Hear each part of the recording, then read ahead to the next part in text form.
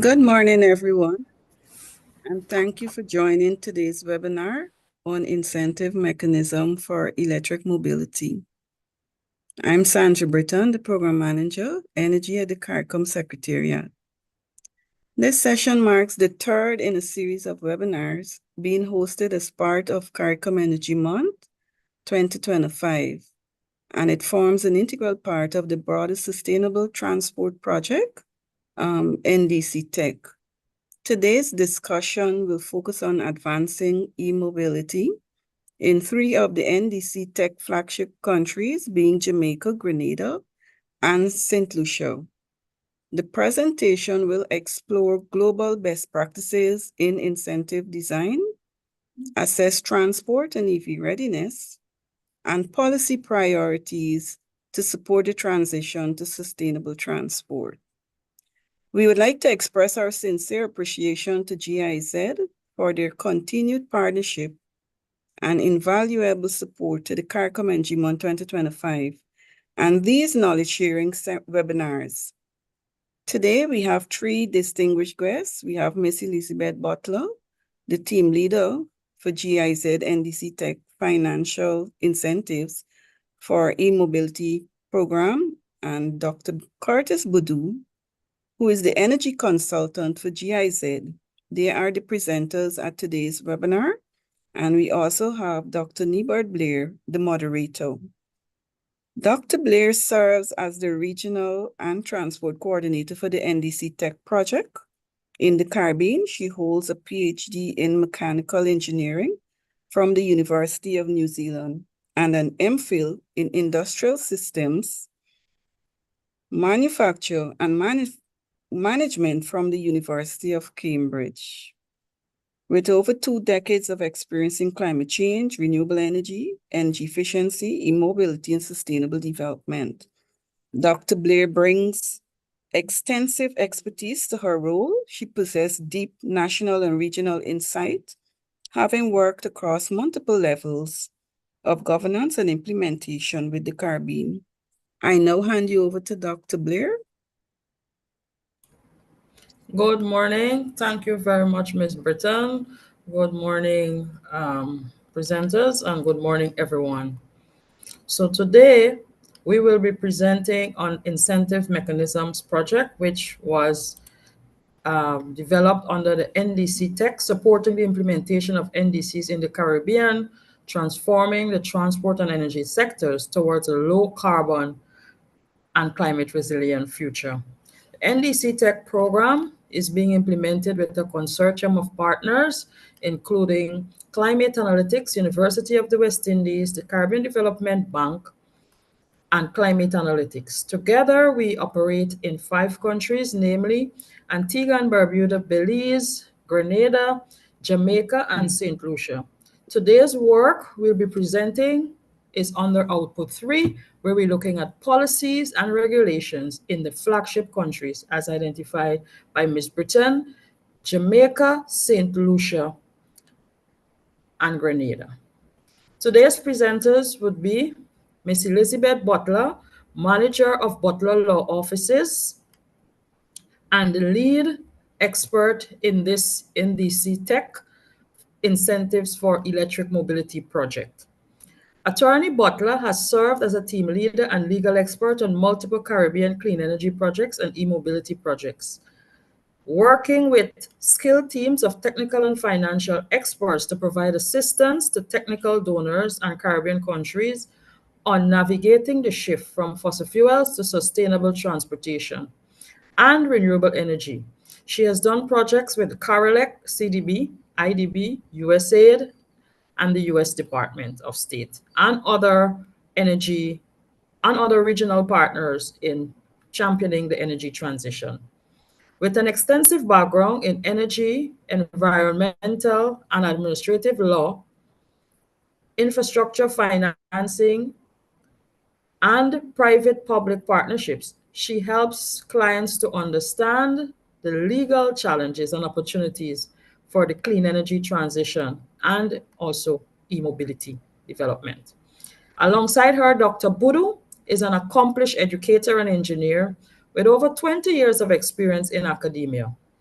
He has developed and managed numerous successful engineering programs, including the first dedicated renewable energy engineering technician program in CARICOM. He's a recognized leader in his field of electric vehicles. He has spearheaded initiatives to promote the adoption and infrastructure development of electrical vehicles. He's currently the chairman of the Electric Vehicle Working Group in CARICOM. Dr. Budu has worked as a consultant for different development partners such as the UNDP, OECS, and IDB. With no further ado, I invite Ms. Butler and Dr. Budu to present to you their findings, results, and conclusions and recommendations on incentive mechanisms within the 3 member states, which can be further adopted in the wider CARICOM region. Thank you, Dr. Blair. My colleague, Dr. Badu, will display the PowerPoint. Let me start by saying we are delighted to be with you today to discuss this project and its outcomes. I am privileged to work with Dr. Badu, one of the thought leaders in the Caribbean and beyond on EV transition.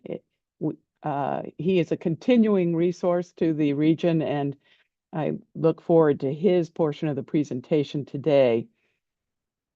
Second, I want to thank the GIZ NDC Tech team. Our colleagues have done a wonderful job of program administration and supporting us in this project. It's been an intensive 1-year effort. We are delighted with the results. We are leaving each of the flagship countries with a detailed analysis of their preferred selected incentive to accelerate EV adoption in the near term. We are also leaving CARICOM, all the countries of CARICOM, with a rich resource of written, detailed reports, collected data to support EV transition and the selection of particular incentives. So if Dr. Badu will advance to our agenda screen. Thank you. Our presentation today will briefly review the project objectives and methodology and give an overview of the incentives report. This was the first major report, and it is packed with information for a country as it looks at the complete set of tools to use in fiscal, operational, or regulatory measures to support EV transition. We'll go on then to the second set of major reports, one each for a flagship country of Grenada, Jamaica, and St. Lucia, detailing how the selected 6 incentives for analysis apply in their country and the pros, the cons, the challenges, and benefits that may ensue from application. Those were then followed by validation workshops, and Dr. Badu will present on the detailed reports created for each of the flagship countries on their selected incentive and the cost benefit analysis, both from a fiscal and environmental perspective. Could you advance, please? The project objectives, as Dr. Blair said, the GIZ carefully designed this project to explore a transformative strategy to accelerate the adoption of EVs in the Caribbean region. This project specifically assists 3 of the 3 countries called their flagship countries to explore these deployments as a pilot starting point, but the entire project is also designed to allow other CARICOM nations to benefit from these initial studies. The strategy is selected because it will effectively enable countries to reduce their dependence upon the fossil fuels that drive the greenhouse gas emissions, that also drive unfavorable foreign exchange costs to each of the countries associated with the purchase of those fossil fuels. That strategy also is critical for each of the three flagship countries in their strategy to achieve their national NDC objectives under the Paris Treaty. Each of these countries projected significant EV adoption to capture greenhouse gas emission reductions. And those were selected by the countries because of the not only NDC targets, but all the related fiscal, environmental, and health benefits. So what we will do today is present these three case studies for use by other countries. Advance, please, Dr. Badu. The project methodology, carefully designed by GIZ and then translated into a detailed work plan with a kickoff meeting. We then advanced to a review of incentive mechanisms report.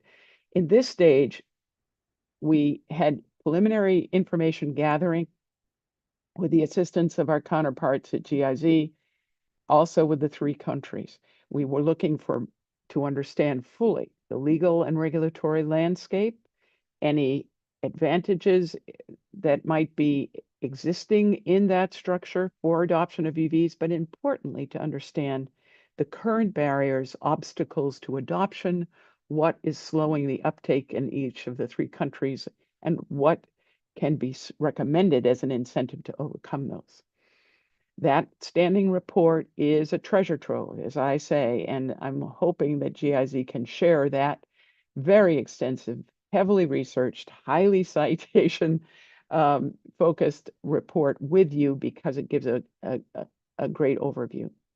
That was followed by detailed stakeholder interviews to best understand the details of the potential proposed 6 incentives for consideration in the Caribbean and how they apply in those countries. Then task 4 was to create 3 separate country reports examining those 6 incentives and their application in each of the countries. Those were followed by validation workshops. A great deal of time and effort went into reviewing the detailed report findings and understanding whether they had a selected or preferred incentive for consideration. The countries then selected between 1 and 3 incentives for detailed cost-benefit analysis, and those reports are produced for each of the flagship countries in a detailed report on incentive mechanisms. Next slide, please. The first major report I mentioned, the review of EV incentives report, was an effort to take a snapshot of the landscape. Where are we? Here we are in 2025 with the data showing that in a great deal of the world, EV adoption is proceeding at a very quick pace that we see. As I recall, the numbers are that in 2024, 1 in 5 cars, passenger vehicles, was an EV throughout the global marketplace, obviously concentrated in a very few countries, but it shows that the transformation is progressing and undergoing.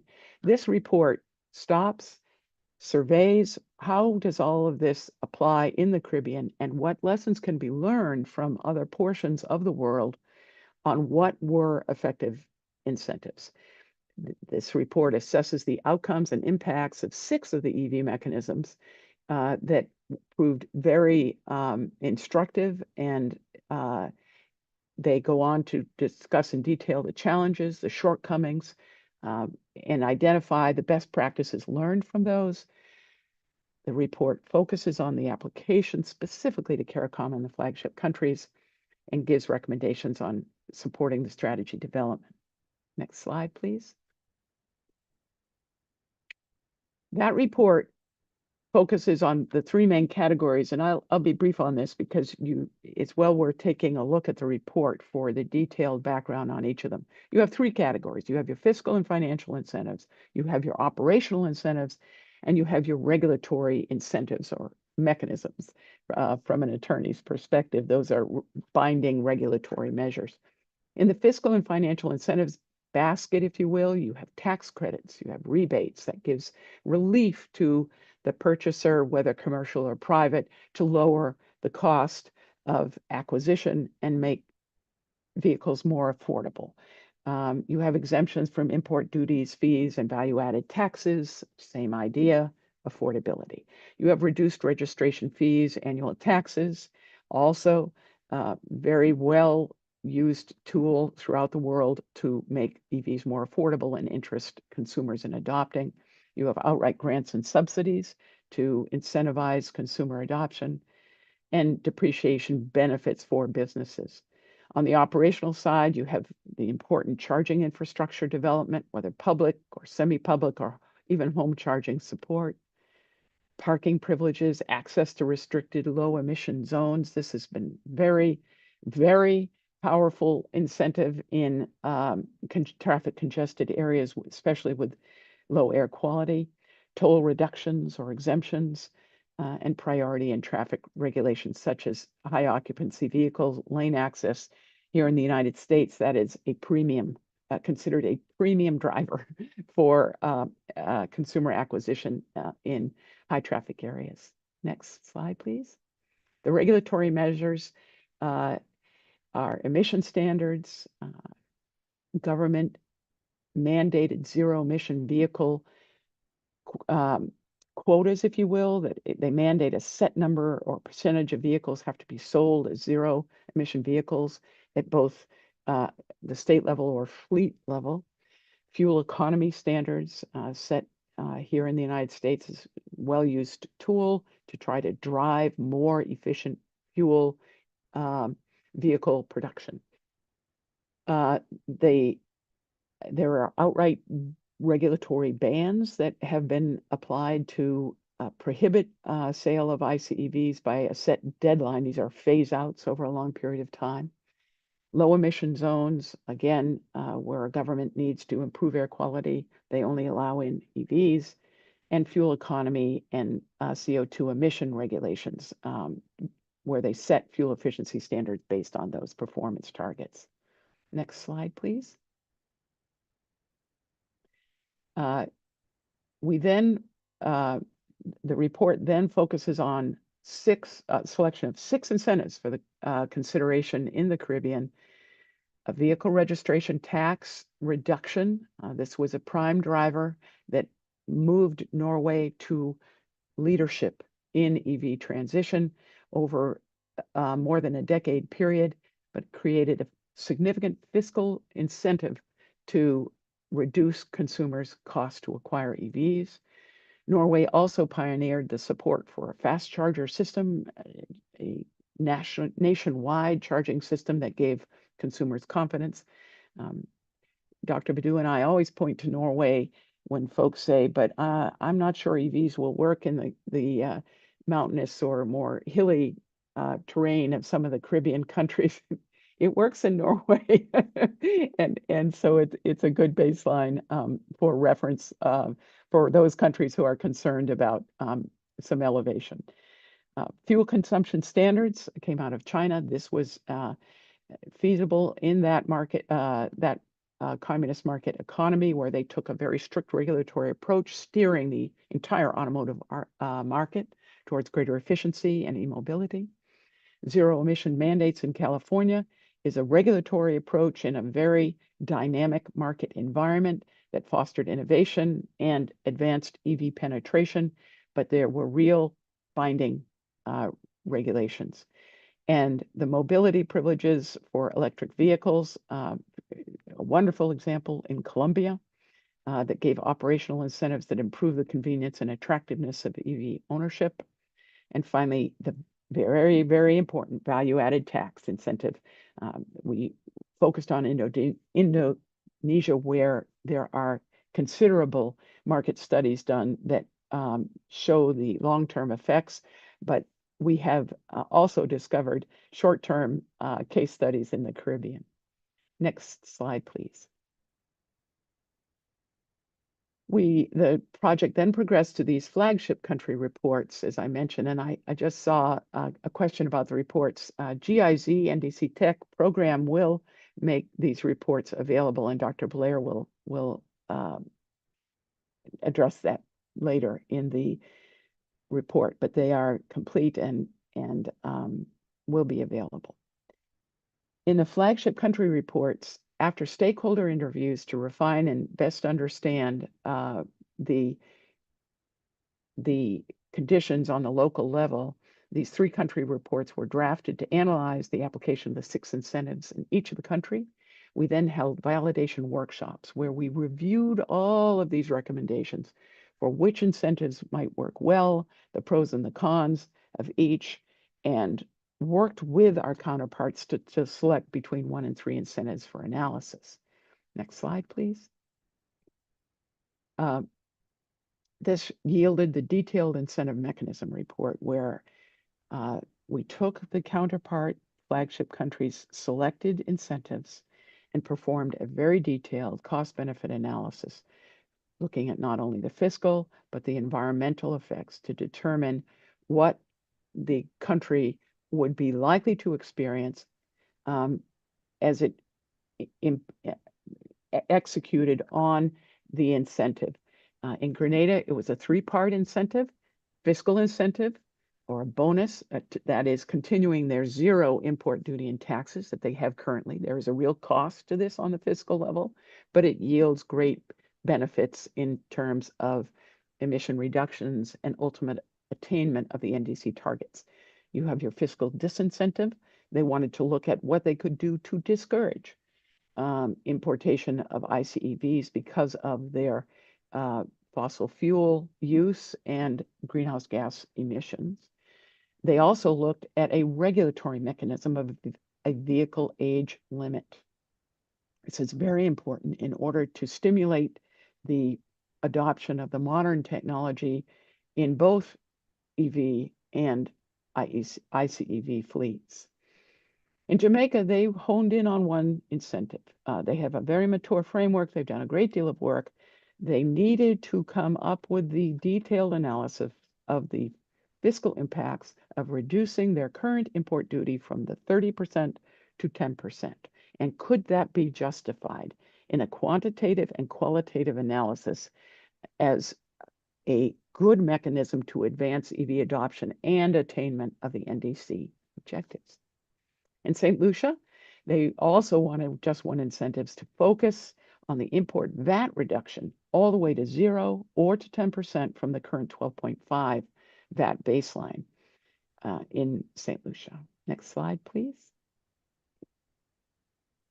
And as part of that process, in that validation workshop, I mentioned that we had gathered and analyzed both qualitative and quantitative data, and Dr. Badu will now take the presentation to explain how that process of gathering that qualitative data and with the detailed report studies for each of the countries on their selected incentive mechanisms. Dr. Badu? Thank you so much, Elizabeth. Good morning, everyone. It's indeed a pleasure to be here. So as Elizabeth mentioned, we started off looking at 6 incentives from the international community. We looked at how successful they were in their jurisdictions, and we looked at how can we adopt them here in the Caribbean. Our work package was expertly designed by the GIZ, meaning that stakeholder consultation was always a key metric. So we presented these 6 incentives to the stakeholders. We also went through a multi-criteria decision analysis process where the member states determined the weighting for each of the 5 areas you see on the right-hand side: economic, environmental, technical, social, and market. And then they would have proceeded to rank and rate these 6 incentives. While we were pursuing these consultations, stakeholders pointed out to us that in the Caribbean, hybrid vehicles are bundled with electric vehicles. This started off because of the codes used for importation, the HS codes, and a number of jurisdictions, in particular, Grenada, St. Lucia, and Jamaica, our country reports were based there. EVs were bundled at that time with hybrid vehicles. So we introduced some other incentives or a package of incentives that also incorporated hybrid vehicles. And the stakeholders at the different member states would have also selected and examined these incentives and would have selected a final incentive from what started off as a list of 6, but now became a list of 12. So my approach for presenting the results is one where I will present results for each country: Grenada, St. Lucia, and Jamaica. So I will be starting off with Grenada. As Elizabeth mentioned, the Grenadian model is one of the more advanced model that we would have had to implement. The stakeholders gave 3 criteria, as Elizabeth would have highlighted. The current status of the EV market in Grenada is one of 100% concessions for electric vehicles, except for a customer service charge that is charged at customs. It's either 5 or 6%. I can't remember at this stage. They also have a 75% tax concession for hybrid vehicles if that vehicle is 0 to 5 years old, and a 50% concession for hybrid vehicles if it's older than 5 years. Grenada has made strides coming off the COVID period as it relates to the adoption of EVs. And you could see that on the right. 2025 has, of course, yet to be complete. And they already have very close to 4% of new vehicles being imported to Grenada being EVs. It's the largest percentage from looking at the historical data that they would have provided. And in Grenada, there has been a steady increase from 2023 to 2025 in EV adoption, at least the new vehicle imports.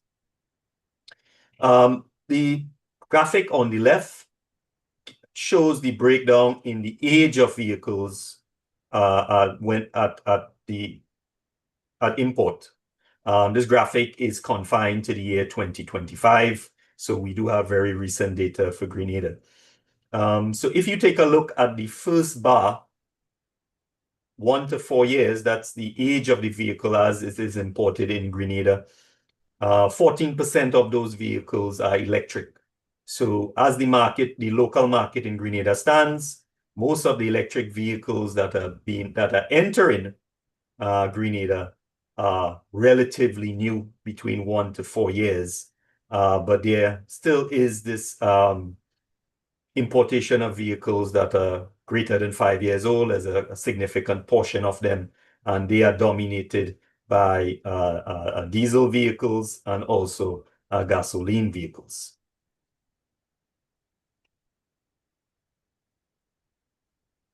For Grenada, on the left, we have the value for the total fuel import in Grenada, and it's dominated in the early 2010s, 2011, 2012, when the fuel, gasoline and diesel prices were very high. You see the steady decline that goes all the way to 2020 during COVID.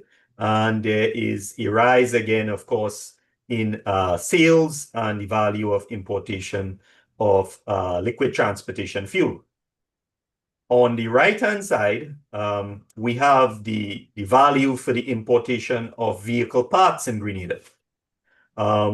Our stakeholders in Grenada provided a wealth of raw data Grenada provided large data sources in terms of the importation of vehicles and parts, and they are the only member state currently that we have data on the importation of vehicle parts. And you could see that it has been a steady increase in the value of car parts in Grenada. There was a slight dip during 2020 in COVID, but that part sector quickly recovered.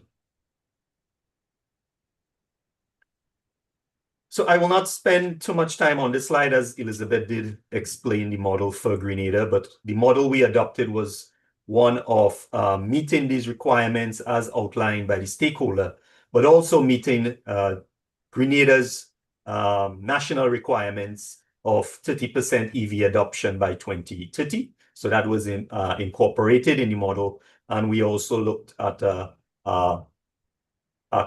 component or a module of the model that looks at the decrease in the importation of parts as you adopt more electric vehicles. Electric vehicles, of course, have less parts compared to ICE vehicles.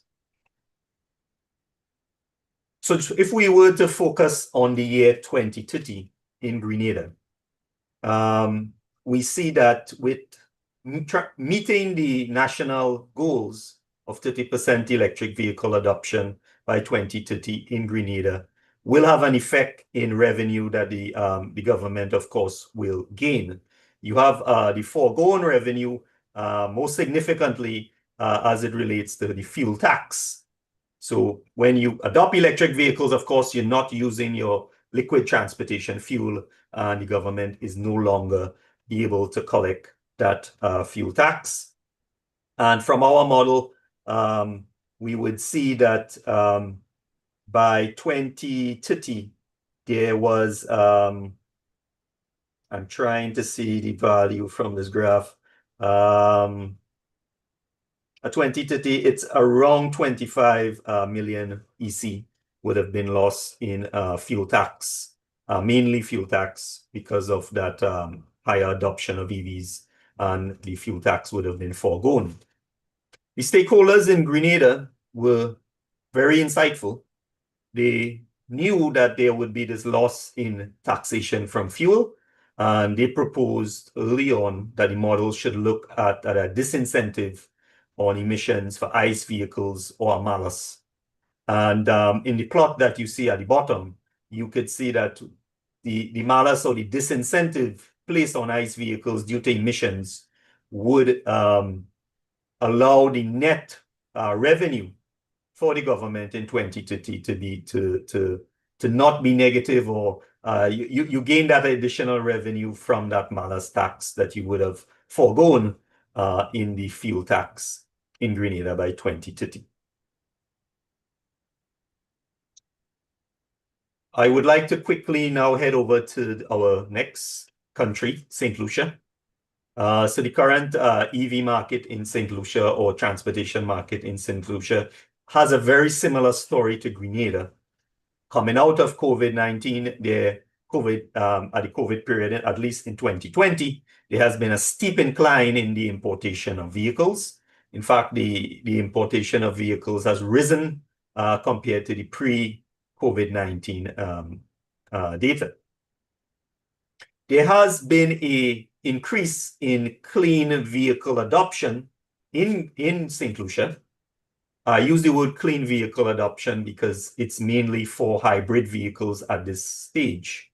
So if you look over to the plot on the right, you will see a steep orange climb. That orange climbing plot or line or series plot is for hybrid vehicles in St. Lucia. Electric vehicle adoption in St. Lucia remains relatively small, but it is climbing.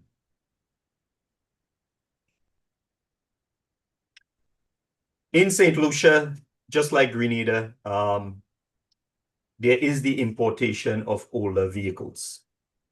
So we saw in Grenada, there was a high percentage of vehicles that were greater than 5 years old. That is the case for St. Lucia as well. So when we looked at 2023 data in St. Lucia, we saw that over 26% of the imported vehicles were older than 10 years. And the picture is improving in 2024, 21% of imported vehicles were over 10 years old. So there has been a improvement in the age of vehicles being imported in St. Lucia. Data from St. Lucia is unique. So we got unique data in Grenada as it relates to the parts. We didn't get parts data from St. Lucia, but we got gender data, which is extremely unique, especially in transportation fuel. And just quickly looking at the left plot, you could see that the preference for different brands as it relates to male and females in St. Lucia. So take, for example, men prefer Toyota, which is you could see in the dark blue. Women prefer Suzuki more than men. Women prefer the brand Honda more than men. And under the other category in light blue, which is not your traditional well-known Japanese brands, it seems that men prefer to take that risk for no brand, a vehicle or not a popular brand Japanese vehicle we have in the Caribbean, at least compared to women. As it relates to EV and hybrid adoption, men are a bit behind. 7.2% of men import or purchase, well, at least import vehicles that are electric or hybrid, as opposed to 12.3% of those vehicles being for women. This data was analyzed for only passenger vehicles. So it does not include trucks or business or commercial vehicles. So this data is for passenger vehicles. So this is a good reflection of the passenger vehicle market as you disaggregate it in terms of gender.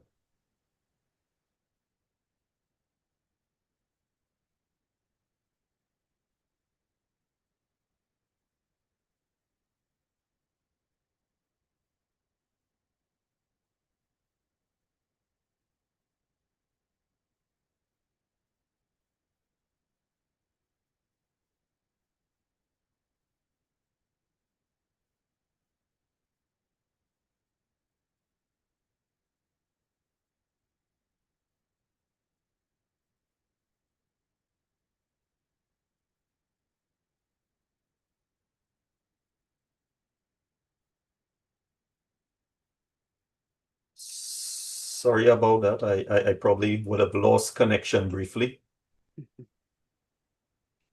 Right. So the plot on the right would show the loss in fiscal. The plot on the right shows the gains in foreign exchange, and you see the net fiscal impact of the adoption of electric vehicles. Again, similar to Grenada, the government will lose revenue from the taxation of fuel. It will lose revenue from the taxation of these vehicles. I want to quickly go over to our third country, Jamaica. So the transportation landscape in Jamaica matches that of Grenada and St. Lucia, of course. Coming out of the COVID-20 pandemic, we have a steady rise in the value of imported vehicles in Jamaica. If you look at the breakdown in terms of the different types of vehicles that are imported in Jamaica, Jamaica has one of the highest percentages of vehicles being imported being electric. They are at 6.4% in 2023. If you recall, Grenada is around 4% in 2025, although we have a few months remaining. So Jamaica is the leader as it relates to that, the percentage importation of electric vehicles. The local import market for fuel in Jamaica is one that's dominated by gasoline and, of course, residual fuel oil, which is used for power generation. But the volumes between gasoline and residual fuel oil are very much similar. So any sort of adoption of EVs would, of course, decrease the importation of that gasoline component of their energy mix. Where does Jamaica get its vehicles from? So we had access to this data, and I don't think anyone in this call will be surprised to see that most of the vehicles coming into Jamaica is Japanese, and overwhelmingly so. Next on the list, we have vehicles being imported from Thailand. A number of the Japanese manufacturers have manufacturing in Thailand. And then we have Germany and the United States being other countries where we have vehicles being imported. So Elizabeth would have mentioned what the stakeholders asked for in Jamaica in the modeling. So you saw Jamaica has around 6.4% of EVs being imported in 2023. That would cost the country a foregone taxes of around 15.5 million US. So this was asked for by the stakeholders. The stakeholders also wanted to have an idea of the emissions, the reduction in emissions. And by 2030, Jamaica could expect a reduction in emissions in the transportation sector of around 17,764 tons of CO2 equivalent. I would like to now hand you over back to Elizabeth. She will finish off the conclusion and wrap up. Elizabeth? Thank you, Dr. Badu. Thank you very much. I already have a question. I want to go back to your St. Lucia display after I wind up and just focus on those foreign exchange savings that your table shows so well. That is part of the untold story inside of all of this EV transition, is that growing and benefit of foreign exchange savings that accrue to the country when they don't have to purchase the fuel, and all the foreign exchange losses that go with it. So on the conclusions, very briefly here, we're delighted. The flagship countries each have a detailed analysis of their preferred fiscal incentive, the environmental costs, the environmental benefits, the fiscal impacts based on very well-grounded predictive measures developed with our counterparts in those countries. Truly, these reports are so detailed that the next steps are for the decision makers to be presented with the package of information and move forward. We fully understand each country will need to socialize, that the EV team will need to socialize this with all ministries, get all inputs, but they are well on the path. They have the quantitative data, they have the qualitative data to deploy this transformative strategy to accelerate EVs. But there is no doubt each of the reports emphasizes that more governmental action will be needed to achieve the respective countries' 2030 and 2040 EV transition targets that in turn are critical to achievement of their nationally determined contribution commitments. There will need, and again, we go back to the detailed report, but the summary line is you're going to need a combination of your fiscal incentives that give consumers more affordable access to EVs. You're also going to have to address the size of the internal combustion engine vehicles in your existing fleet. And you have to disincentivize not only the acquisition of new ICE EVs, but you have to address what is possibly going to be a long tail of older ICE vehicles, which are the most impactful emitters of the greenhouse gases, and that getting those off the road will be the best thing to do to reduce those reduce those emissions during this transition period. And finally, regulatory measures. It's quite clear that age limits become an important factor, not only for the ability to adopt the modern technology and all of its benefits, but to assure that you can move out the oldest of the vehicles coming into your country as other countries seek to shed those older vehicles. Prioritizing what to do next. We emphasize the need to prioritize your fiscal incentives on the higher mileage fleets to maximize the impact for the country in attaining those targets. It makes sense. For every dollar you spend or forgo, if you will, on duties or taxes of various kinds, if you can put it towards a vehicle that has the highest miles in the fleet, you get the maximum impact on emission reduction. The other very, very important priority is to address the needs of the public transport sector. And this is how you align your EV transition targets with your very important traffic congestion deconfliction targets. You don't want to undermine the quality of life in the island by bringing in a number of vehicles.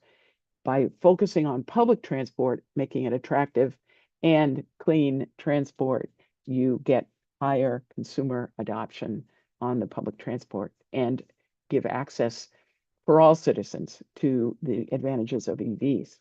And finally, importantly, the prioritizing of government fleet conversion. We have been impressed that each of the countries in their action plans called for aggressive fleet conversion targets for the government, but very little progress has been made in most countries. Barbados is an outstanding exception to that. This is a rich target zone for near-term progress. So we look forward to a discussion, and we can discuss how GIZ will make the reports available upon full review and project windup. Dr. Blair, we'll turn it over to you for the question period. Thank you very much, Elizabeth and Dr. Boodoo. Thank you very much. I've seen that, yes, we have questions on having the reports available. Yes, the reports will be available as soon as they're finalized, and we can share those with you. How can we share them? You can request them via email, and we will also try to get them available via the CEKH, where we share lessons learned on that website. So if you could just, maybe I'll drop my email, you can send me a request for these reports, and also with that I will then share with you when we make them available on the CKH website, that you can also access them. But always please look out on the CKH website. There's a part there for NDC Tech where we always have information, lessons learned that you can always access at any time. But specifically to these reports, if you need them, please feel free to contact me. I'll put my email into the chat so that you can have those readily available. As for the presentation, I think that can be made available to you as well. That will be made available to you as well. However, I'm not in control of the recordings. That will be Ms. Britton and the CARICOM Secretariat. So I've responded to 2 of your questions. Thank you again, Elizabeth and Dr. Boodoo. Are there any more questions or for the presenters? Repeat the website. Okay, I will put the website here as well. I'll try to get the link and put the website. No problem. Thank you. And in the chat. Oh, while we wait for a question, if I could suggest one topic of discussion would be helpful. I wanted to go back to this foreign exchange saving. That is one aspect. The other important takeaway was that in each of the countries, they have an aligned policy of migrating to renewable energy generation in the electricity sector. So Dr. Boodoo can talk to the details, but it is clear that even on day one, connecting an electric vehicle for charging to a fossil fuel powered grid still yields significant greenhouse gas reductions. But if you pursue and implement your policy to move to 50% renewable energy generation in the electric grid by 2030, you can see the compounding benefits that occur through time with far greater emissions and benefits for the nationally determined contributions. Yeah, you're most definitely right, Elizabeth. Moving transportation fuel away from gasoline and diesel into electricity would bring a reduction in emissions, even though you are using fossil fuel power plants. It's just more efficient when you look at the entire process. For the Jamaican model, the stakeholders were one of the outputs was emission reduction, and they were very clear on that. And in our model, we also looked at Jamaica meeting its renewable energy targets. So the output you're seeing here is that compounded effect of Jamaica meeting its RE targets by 2030, in addition to the Jamaica meeting their EV targets by 2030. So you do get that compounded effect, as you mentioned, yes. And thank you to Denise who posted the note in the chat of a Gleaner article indicating that the import duty was reduced from 30% to 10%. I believe that this story was back in 2022. So here is the we had quite an adventure in gathering this data with our counterparts and ultimately ended up working with a tremendous team under at the Ministry of Finance and Public Service under Dr. Siebert Mitchell. He pointed out that they deployed that on what it turned out to be apparently a temporary basis, then reverted to the 30%. When in our early discussions, so this is really a good snapshot for folks to understand the collegial back and forth that flows in these discussions. We had been proposing to go to a 0%. Consider, what if you were to go to 0% on your import? And with his great expertise in CARICOM external tariff matters, Dr. Mitchell pointed out, no, Jamaica must back its treaty obligation in CARICOM. We don't want to undermine the external tariff commitment for all countries to hold to a 10% minimum on the import duty for EVs. And so it went to 10%. And he has advised since our validation workshop, they are on their progression back to zero. Back from their current 30% to 10%. Now will be in the near future, if not already in effect. So they will have all the detailed data to support a long-term process that is now at the minister level to move that, obviously, with the agreement of cabinet. So these are highly fluid and environments we find where the minister has control over the actual specific lever within a zone.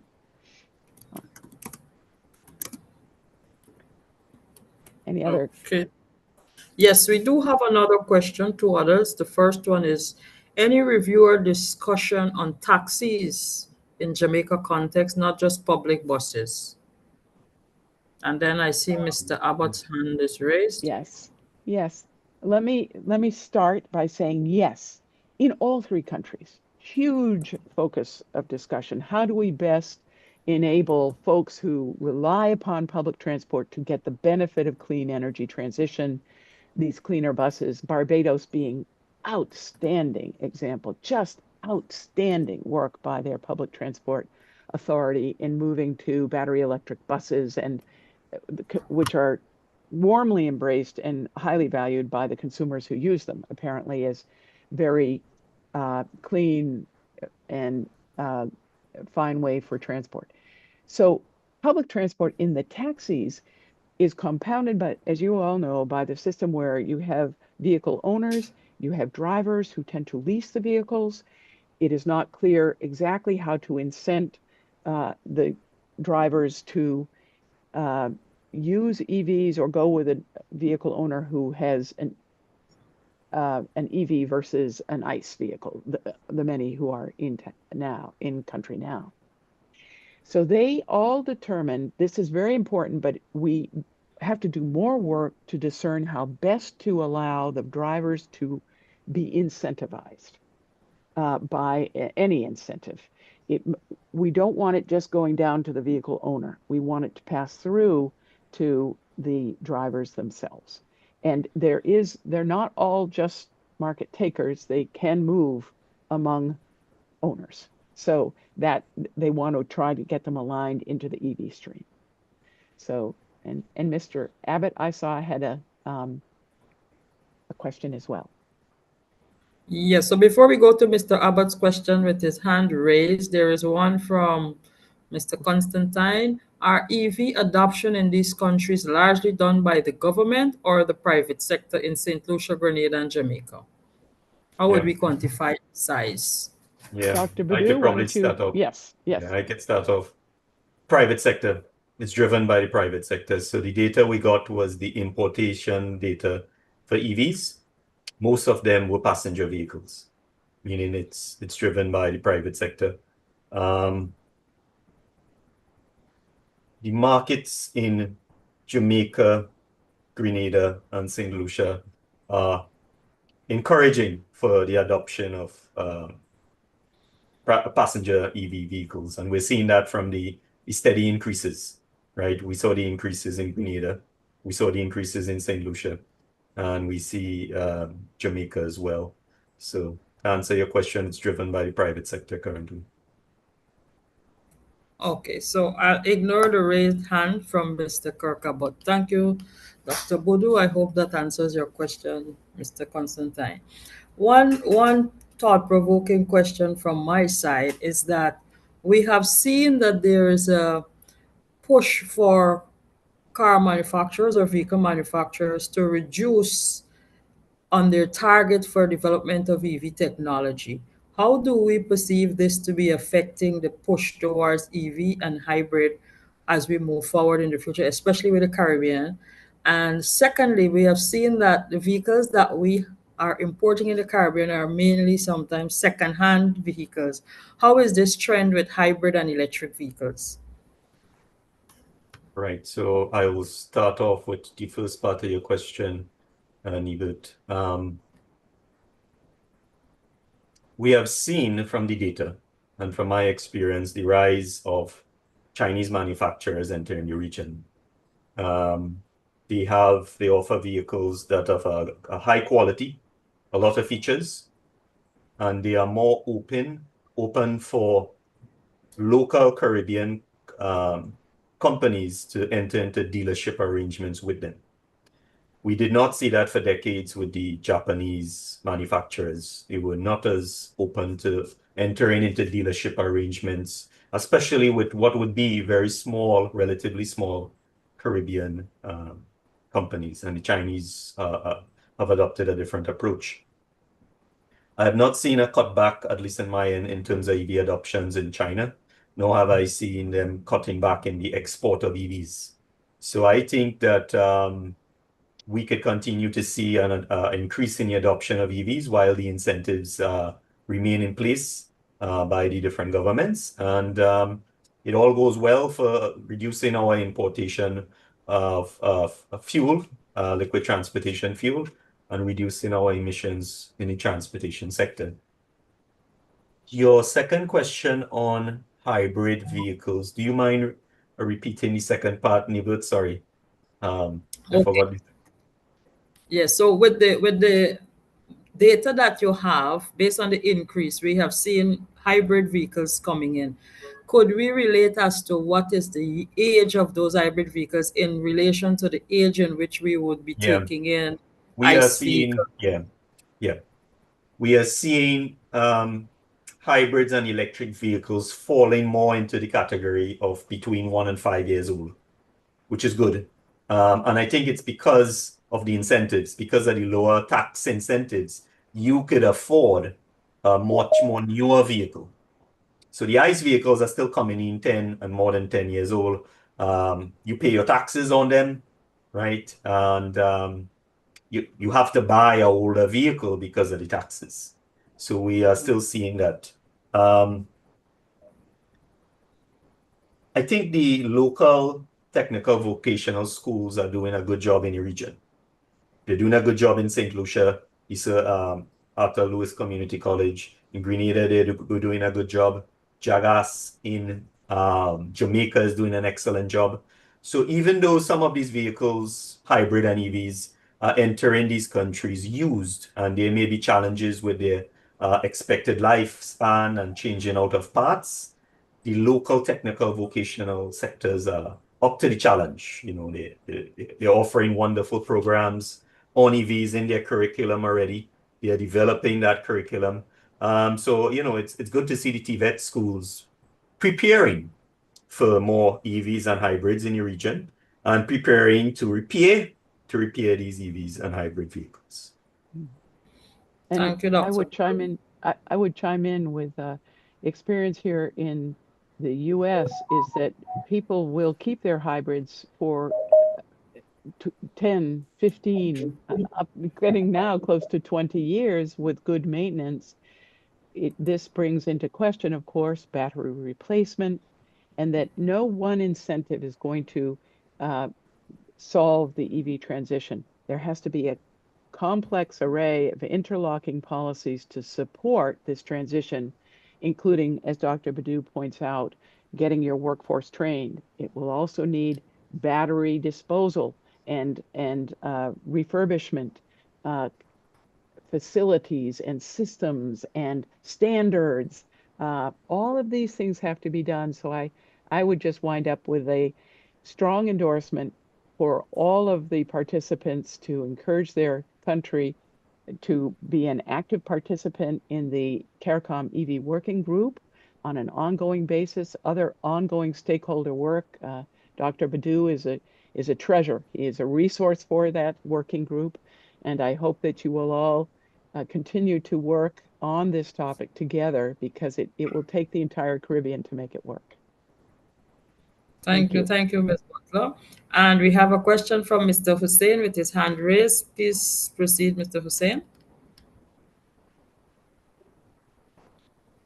Hi, good day, everybody. Hussein here from Guyana.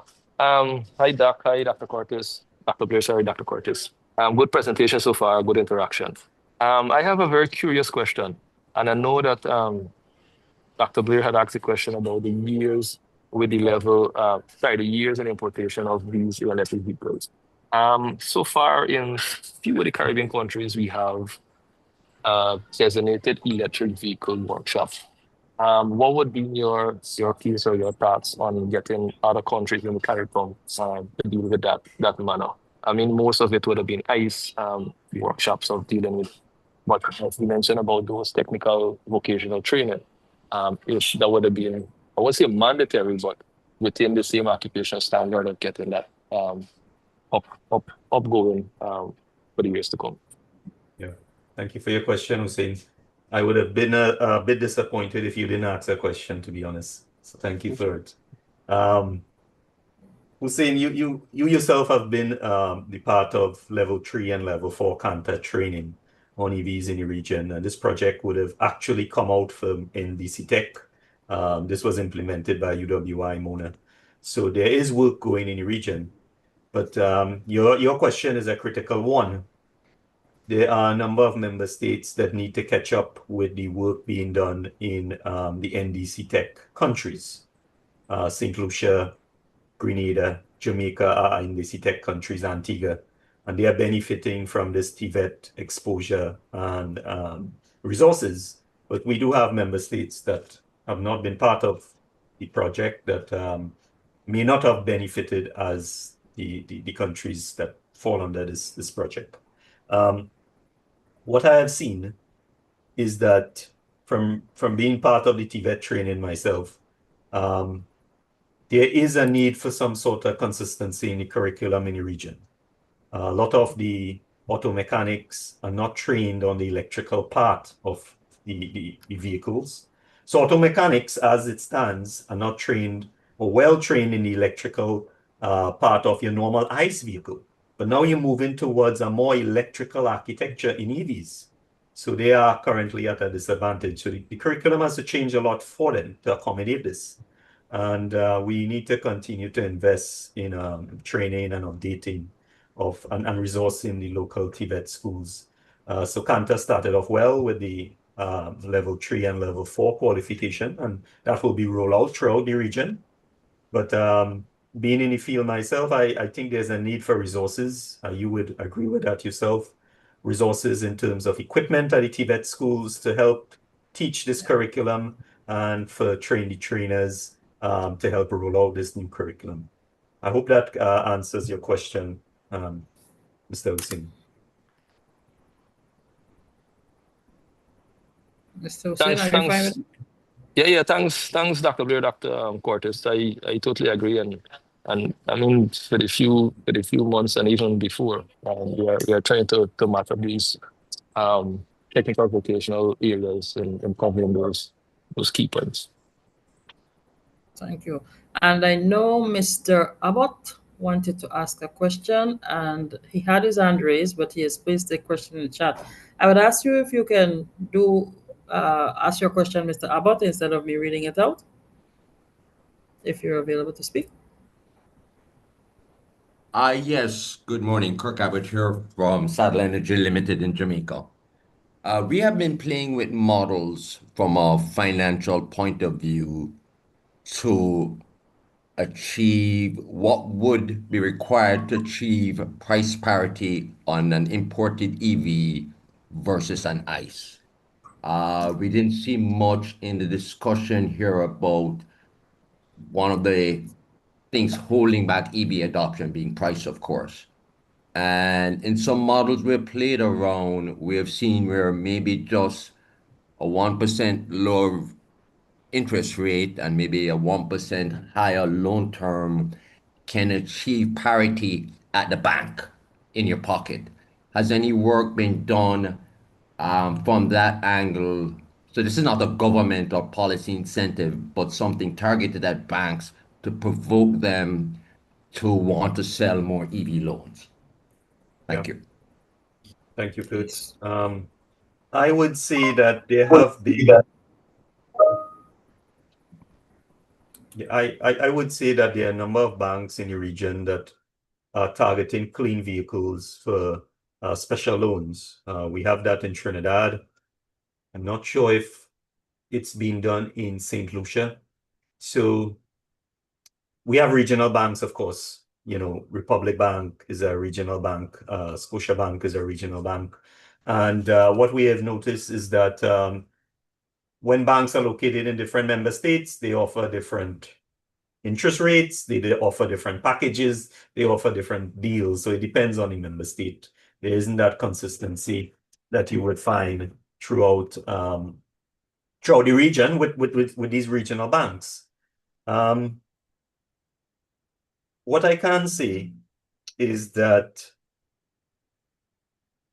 vehicles, at least in the Trinidadian market, new vehicles, passenger vehicles, EVs and ICE vehicles are very close to that cost parity, meaning that there's a very small difference between a passenger sedan that's ICE and compared to one with EVs. Of course, we have the tax incentives for the EVs helping that gap or decreasing that gap. And I think it's also due to the Chinese manufacturers being welcoming in terms of offering local dealerships arrangements and passing that discounts to the dealer so they could pass that on to the customer. And we would have seen that that price parity being reached because of that. So it's a number of factors. It's the incentives brought in by the government. It's the market arrangement between the vehicle manufacturer and local dealers that's offering that closer incentive. You being from Jamaica, Jamaica is actually the regional dealership for BYD is based in Jamaica. And a lot of EVs that come to the Caribbean go to Jamaica and then come to the other islands because of those regional dealerships. So I believe that the price difference between a new ICE vehicle, a sedan, and an EV will continue to decrease in the years to come. More brands are entering the market in the region, more Chinese brands mainly, and we are seeing that difference come down. the banks respond to the market. So if there are vehicles available and there are persons that have the opportunity to take a financing package to get these vehicles, the banks will respond. And I think it's because of the larger economies in Jamaica and Trinidad, where the banks, they have more capital available for financing. They are more progressive as it relates to giving concessions for clean vehicles. I hope that covers your question, Kurt. Mr. Abbott. Thank you, sir. Yeah. If I may, Nibert. Yes, you may. Yes, you may. We have a question that is coming. We have questions that are also coming in through LinkedIn. So, if with your permission, moderator and presenters, I would just like to share the questions with you as well. Sure, please. Okay, so we have Mr. Leighton Waterman asking, Yes. so forgive me if this was addressed, but how are the countries in the study developing tariffs for public EV charging, and is this regulated? If so, how are rated compared to domestic or commercial rates? Yeah, good question from Leighton. We had an incentive that focused on DC fast charging. Sadly, no member state selected that as an incentive to build on or to build out a model on. Most member states focus on the taxation, on emissions, foregone revenue. So we did not make any deep dives into the rolling out of any sort of fast charging network and offering incentive for cheaper electricity or what that business model will look like. So we highlighted it, of course, as being a crucial incentive for the further adoption of EVs, because that was in Norway, the state got involved in rolling out the first DC fast charging network because that was important to support EV adoption. No member state chose that incentive to be built on out, so we did not do any deep dive into it. I'm not sure if Elizabeth would like to add anything on that question. I would. Very important point, and thank you, Leighton. I will tell you that we know that Jamaica has done extensive work on the analysis of exactly what should be taken into consideration on EV charging tariffs from the electrical regulator perspective. And as you know, they view that through the lens of the economically neutral regulator who is trying to assure that electricity costs are equitably allocated among users within the electric grid. So it's not as driven, but it invites the discourse on the policy point with the government of Jamaica. Do you want to make this a priority? And second, here are some of the innovative tools that have been used in other jurisdictions. This is a very detailed analysis and very well done. It's now several years old, but can easily be revived. As you know, JPS has moved into the zone of deploying infrastructure itself for charging, and there are tariffs that have been set for those JPS-owned stations. There's also attention being paid to household charging and how, one, to assure that the charging is conducted in such a manner that it does not exacerbate peak load problems and shifts the demand to off-peak hours. And this is something that again, emphasis on the point of why it is so critical for all the key stakeholders to be involved in an ongoing way in these policy decisions. So if each country could have an EV working group that then works with CARICOM EV working group, it's the very best way to socialize this information and share that data. Thank you. Thank you. Brian, more questions? Yeah, so I think there was someone was asking another question, but this I don't believe it was related to the discussion, but I believe we can proceed. Thank you, Mr. Constantine. Yes, so are there any further questions from this online meet group?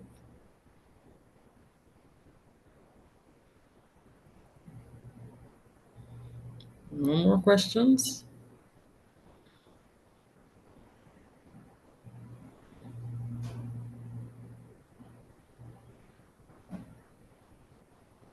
My mind has quite a few, but okay, yes. Okay, Mr. Hussein, you can go ahead. I Hi, know Dr. we Blair. have, No, I was curious to yes. know when Dr. Cortis mentioned about the incentives for DC fast chargers, right? If you could please elaborate more on it. Yeah, sure, Hussein. So Norway, early on, the state in Norway, one of the state companies subsidized or funded their first, well, what would have been the country's first DC fast charging network to encourage adoption of EVs.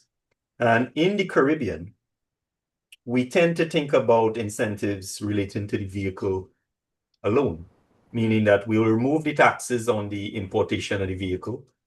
And we sort of ignore the infrastructure, the charging infrastructure. We ignore it because, electricity is well networked and distributed in the region.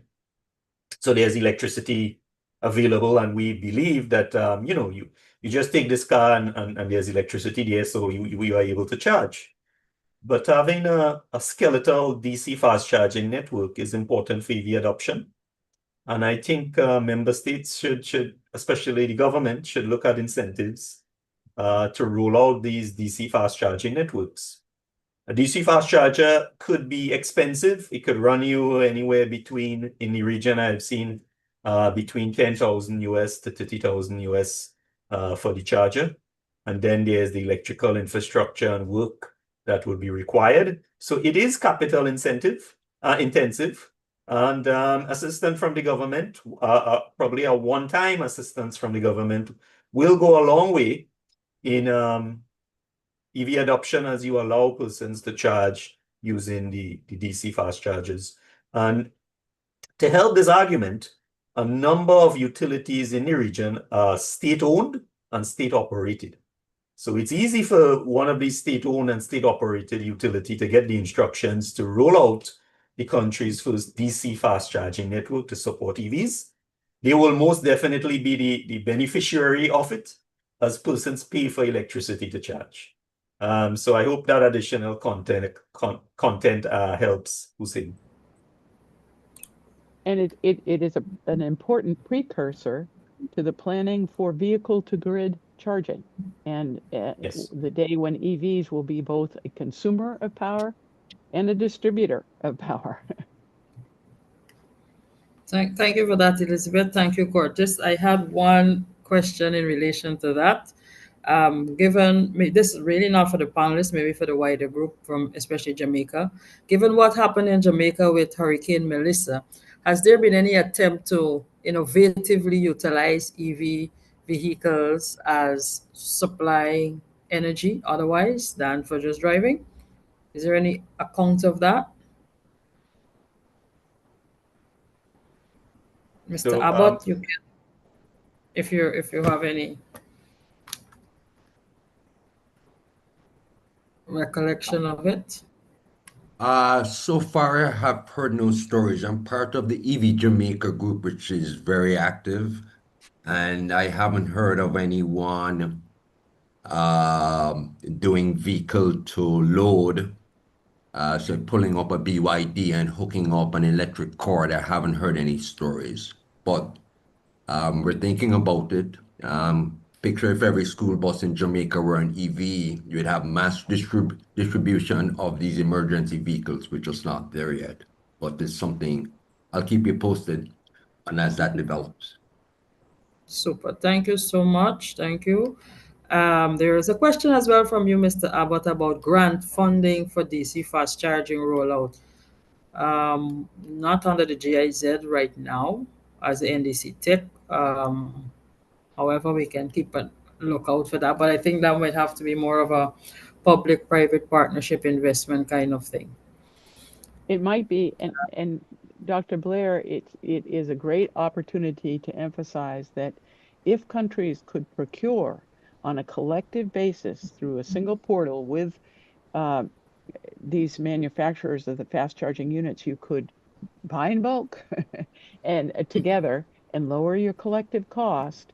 You could also get on and adopt the international standards for these charging systems so that you would all have universal charging standards immediately from the beginning. It would be a huge advantage as you roll out the charging structures. And Dr. Badu can speak to all of that, being the expert in that area.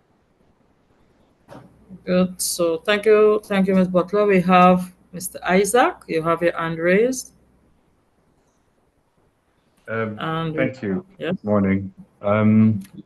Apologies for coming in a bit late, and I hope my question wasn't already touched. My name is Isaac Weiser from Climate Analytics. So I'm curious to learn if, in terms of the incentives around EVs, and of course, noting that that will affect the revenue streams for the smaller countries. How both the governments as well as the private sector would react to introduction of incentives, or no, sorry, reintroduction of taxes, either for infrastructure or for EVs themselves. If there's any sentiment on this that you could share at the moment. Yeah, thank you. Of course, that's looking into the future, not at the moment. Assuming that we get to a point for the smaller island states and you have more EVs, or more EVs, that a higher percentage of EVs as a percentage of stock for all the vehicles in the country. Thank you. Okay, thank you. So, Dr. Butu, you want to give it a go, and then I can... yeah, we could learn from the international case studies that we delivered, where a number of these countries began to roll back national tax concessions for EVs. But when they began to roll back these concessions, they kept others, meaning that preferential parking in the cities, or a lower licensing fee, annual licensing fee. So when you roll back, you're supposed to, ideally, you roll out a suite of incentives. And your most costliest incentive to the state is the one you'll gradually roll back, but you'll keep others, or you might add some others that are not costly, so that the vehicle owner, the EV owner, does still see the benefit in making that investment. And that's just my response. I mean, we are far from being in that stage of having a high adoption of EVs that member states will consider rolling back the incentives. But they can very well roll back the incentives as a political decision, given the small economies and the taxation from imported fuel being very high and the taxation from vehicles being high. So it is a possibility, but we could just learn from the more advanced EV markets and offer the suite of incentives. So once you roll back the most costliest one for the government, potential EV owners will still see the benefit. Elizabeth, I'm not sure if you wanted to add to that. Yes, I think your Norway example is an excellent one in the global incentive mechanism study that shows the plot of Norway's introduction of the incentives, how it had the desired effect, and how they have now moved in recent years to a phase out strategy that by I'm not sure what the date is, between 2020 and 2025 and 2030, I believe they will start phasing out, because over 80% of the vehicles purchased every year are EVs. So they need to start recapturing that registration tax base in order to support the roads. And I think it's important to understand that each of the countries would build its model and continually revisit that model, as it does in all tax policy, to say what is a well-grounded, quantitatively based tax policy that advances our total country objectives, not just in the greenhouse gas, but we have to look carefully at traffic congestion. So one of the issues that each country must grapple with is, how do you best target these incentives to encourage the use of public transport, make it convenient, affordable, pleasant to use, and get your high mileage benefit, but at the same time reduce traffic congestion that is affecting quality of life in many of the islands now. So it's an important question that you ask, but I think it will be done on a dynamic basis. No one likes to lose their tax benefits, but as Dr. Badu points out, there's usually some countervailing benefit for the individual and the country as a whole.